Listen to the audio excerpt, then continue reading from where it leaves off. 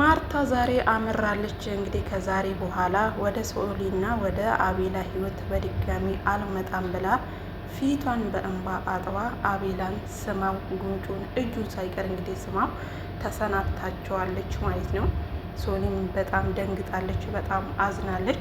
እውነት ለመናገር ማርታ የዛሬ ውሳኔሽ ትክክለኛው ውሳኔ የወሰንሽው፣ ምክንያቱም ወንድ ልጅ ካላፈቀረ ድካም ነው የሚሆንብሽ ማለት ነው። ያንቺ እጣ ፋንታ ደግሞ እግዚአብሔር ያዘጋጅልሻል።